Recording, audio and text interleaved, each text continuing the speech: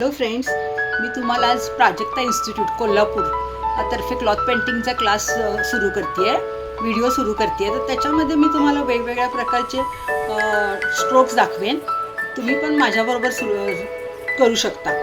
आता त्याच्यात मी तुम्हाला वेगवेगळे स्ट्रोक कसे दाखवणार, तर माझा क्लास 20 वर्ष झाला सुरू आहे. त्यामुळे माझ्याकडे काही पेंटिंग्स असे आहेत की तेव्हाच्या फॅशनचे आणि काही आहेत ते आत्ताच्या फॅशनचे. त्यामुळे तुम्हाला दोन्ही प्रकारचे बघायला मिळतील. आज आपण कसं प्राजक्ता इन्स्टिट्यूट हे फॅशन डिझायनिंग, ब्युटी पार्लर आणि होम सायन्स असे 3 मोठे सब्जेक्ट वर्षाचे गव्हर्नमेंटतर्फे चालू केले जातात आमच्या इन्स्टिट्यूटमध्ये. तर माझ्या बाकीच्या टीचर याच्यावर काय काय हे टाकतील, व्हिडिओ टाकतील.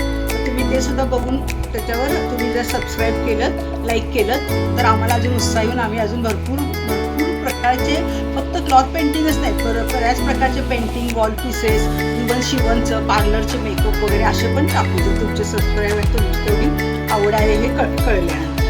आता मी तुम्हाला आज पहिल्यांदा क्लॉथ पेंटिंगची सुरुवात करून दाखवते. तर पहिल्यांदा आपण कसं ट्रेसिंग करायचं. ट्रेसिंग करताना मी येलो कार्बन वापरला आहे. येलो कार्बन वापरल्यामुळं नंतर तो दिसणार नाही आणि परत कसं होतं, निळ्या कार्बनने कलर मिक्सिंग होतं. पांढरा जर कलर असला तर तो मिक्स होऊ शकतो. म्हणून आपण नेहमी येलो कार्बननी कापड, त्याच्यावर येलो कार्बन आणि त्याच्यावर आपण जो छाप काढणार आहे तो किंवा डायरेक्ट छाप सुद्धा आपण काढू शकतो. तसे पण मी तुम्हाला पेंटिंग करून दाखवते. आता मी पेंटिंगला सुरुवात करते. आज आपण रोज करूया. तर रोज कसा करूया आपण, रेड करूया. आपण रेड म्हणजे डार्क रोज कसा असतो त्या टाईपचा करूया. आणखी तो तुम्हाला भरपूर आवडेल. आणि तुम्हाला जर काय नुसतं हे करून तुम्ही छाप काढून घेऊन करताना जर काय अडचण आली तर तुम्ही मला विचारू शकता. ओके, आता मी सुरुवात करून देते. ह्याच्यामध्ये की नाही, आपण जेव्हा कलर घेतो तेव्हा वाटलं तर आपल्याला एखादा थेंब पाणी घालू शकतो, पण मीडियम घालायची काही गरज नाही आहे. हा फेविक्रिलचा ॲक्रेलिक कलर आहे. ॲक्रेलिक कलरचा उपयोग फक्त क्लॉथवरच होतो असं काही नाही. त्या कलरचा आपण बरेचसे उपयोग करू शकतो. इवन तो बोर्डवर पण चालू शकतो. आता काळा कलर जेव्हा आपण घालतो जरा डार्कनेससाठी, नेहमी आपण लक्षात ठेवायचं, काळा कलर हा आपण डार्कनेससाठी वापरणार आणि येलो कलर हा आपण व्हाईट कलर हा आपण फेंट करायला वापरणार. तर हा मी काळा कलर इथं तयार करून घेतला. काळा म्हणजे रेड प्लस ब्लॅक.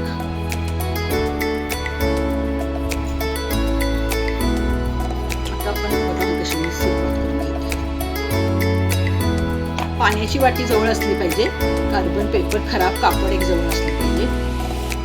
आता नेमकं मला तेच बघते मी. माझ्याकडे ब्रश खूप आहेत, पण खरं पेंटिंग 3 ब्रश मध्ये होऊ शकतं. 2 नंबर, 3 नंबर राऊंड ब्रश आहे. 2 नंबर, 3 नंबर आणि डबल जी.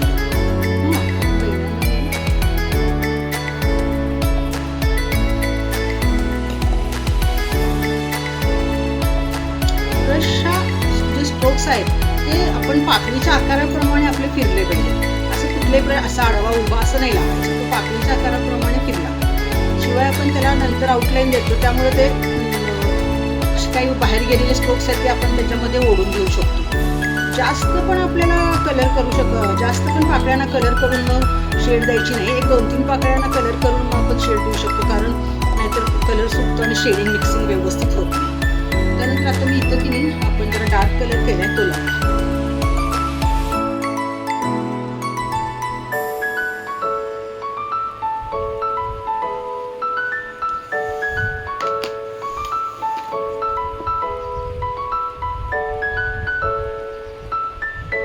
आता बघा हे 2 पॅच आलेत, तर ते पॅच आता आपल्याला मिक्स करून घ्यायचे आहेत. तर पॅच मिक्स करताना कुठलाही ब्रश घ्यायचा एक आपण जो वापरत नाही आहे तो, आणि मग मिक्सिंग करायचं.